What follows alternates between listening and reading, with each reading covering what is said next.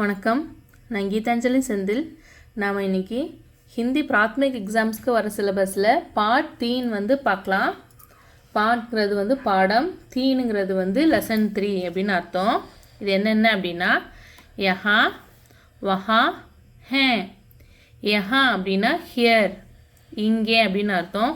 வஹா அப்படின்னா வந்து தேர், அங்கே அப்படின்னு அர்த்தம். ஹே அப்படின்னா வந்து இருக்கின்றன, அதாவது ஆர், அதாவது பன்மை. இது பன்மையில் சொல்லும் போது நம்ம வந்து ஹே அப்படின்னு வந்து சொல்லுவோம். இது சிங்கிளாக இருக்கும் போது ஹே யூஸ் பண்ணுவோம். இது வந்து ஹேன், இங்கே வந்து புள்ளி வந்திருக்கு இல்லைங்களா, இது வந்து பன்மை அப்படின்னு அர்த்தம். வாங்க சில எக்ஸசைஸ் வந்து பார்க்கலாம். யஹ் லட்கா ஹே. யஹ் அப்படின்னா வந்து திஸ் அப்படின்னு அர்த்தம். லட்கா அப்படிங்கிறது வந்து பையன். ஹே அப்படின்னா திஸ் இஸ் அ பாய். ஹே அப்படிங்கிறது வந்து இஸ் அப்படின்னு அர்த்தம், ஒரே ஒரு பையன். யஹ் லடுக்கா ஹே. லடுக்கா அப்படிங்கிறது boy, this is a boy. யஹ் கோன் ஹே. கோன் அப்படின்னா வந்து யார் அப்படின்னு அர்த்தம், ஹூ. யஹ் ராஜேஷ் ஹே. இது ராஜேஷ், திஸ் இஸ் ராஜேஷ் அப்படின்னு சொல்கிறாங்க. கியா. யஹ் ராஜேஷ் ஹே. என்ன. கியா என்ன. இது ராஜேஷா. ஹா. ஹா அப்படின்னா எஸ். யஹ் ராஜேஷ் ஹே. ஆமாம், இது ராஜேஷ் தான். இதுக்கு கொஸ்டின் வந்து இந்த மாதிரி கேட்பாங்க. யஹ் கோன் ஹே அப்படின்னு கேட்கும்போது நீங்கள் வந்து யஹ் ராஜேஷ் ஹே இதுவும் எழுதலாம். யஹ் லட்கா ஹே இதுவும் சரியான ஆன்சர் தான். கியா யஹ் ராஜேஷ் ஹே அப்படின்னு கேட்கும்போது ஹா யஹ் ராஜேஷ் ஹே. ஆன்சர் எழுதும் போது ஹிந்தியில் ஃபுல் ஸ்டாப்க்கு பதிலாக இந்த மாதிரி ஒரு ஸ்டாண்டிங் லைன் வந்து போடுவோம். அடுத்தது இது லட்கா. லட்கானா வந்து பாய் பார்த்தோம் இல்லைங்களா. அடுத்தது வந்து கேர்ள், லட்கி. வஹ். வஹ் அப்படின்னா தேட் அப்படின்னு அர்த்தம். வஹ் கோன் ஹே. கோன்னா ஹூ, அது யாரு. ஹூ இஸ் தேட் அப்படின்னு கேட்கும்போது வஹ் லட்கி ஹே, அது ஒரு கேர்ள், தட்ஸ் அ கேர்ள் அப்படின்னு சொல்கிறாங்க. வஹ் கமலா ஹே, அது கமலா, அவங்க நேம் வந்து கமலா. வஹ் லட்கி கமலா ஹே, அந்த பொண்ணு கமலா ஹே அப்படின்னு வந்து சொல்கிறாங்க. இப்போது இந்த கொஸ்டினுக்கு வஹ் ஹோன் ஹே, வஹ் கோன் ஹே அப்படிங்கிற கொஸ்டினுக்கு வஹ் லட்கி ஹே, வஹ் கமலா ஹே, வஹ் லட்கி கமலா. கமலா கஹா ஹே. கஹா அப்படிங்கிறது வந்து வேர், எங்கே இருக்காங்க அப்படின்னு அர்த்தம். கமலா மைதான் மே ஹே. இது வந்து மா, ஐ மாத்ரா மை, தா ஆ மாத்ரா மை தா, இது வந்து நா மைதான். மைதான் மே ஹே. கமலா கிரவுண்டில் வந்து இருக்காங்க அப்படின்னு சொல்கிறாங்க. அடுத்தது காய். காய்ங்கிறது வந்து இங்கே வந்து பசு. யஹ் காய் ஹே. காய் கஹா ஹே. கஹா. கஹானா நம்ம வந்து எங்கன்னு பார்த்துருந்தோம், வேர். காய் எங்கே இருக்கு. காய் யஹா ஹே. யஹானா ஹியர். மாடு வந்து இங்கே தான் இருக்கு.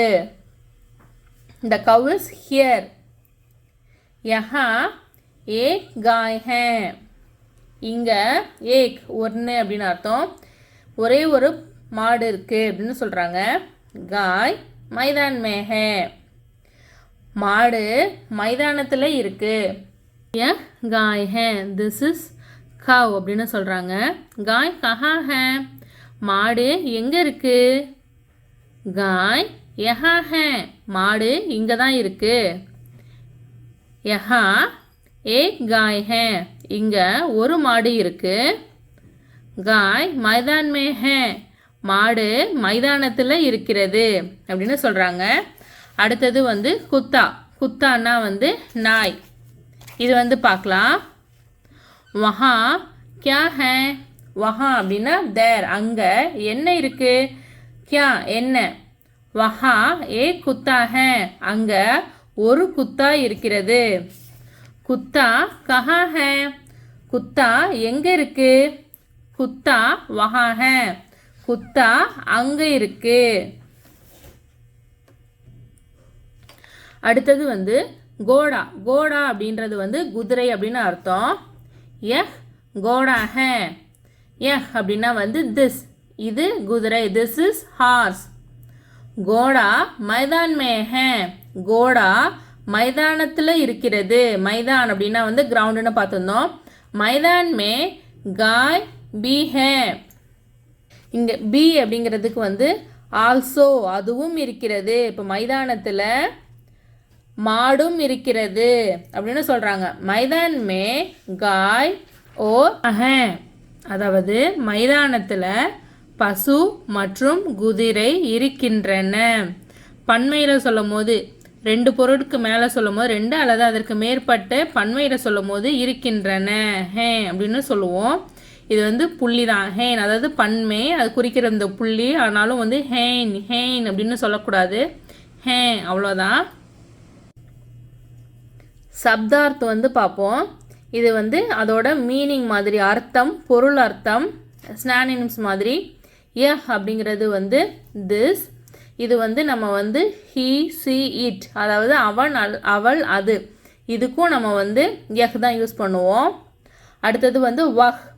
வஹ் வந்து தட், இதுவும் வந்து அவன் அவள் அது, அதுக்கும் நம்ம காமனாக வஹ் அப்படின்னு தான் யூஸ் பண்ணுவோம். அடுத்தது வந்து லட்கா. லட்கானா வந்து பாய்.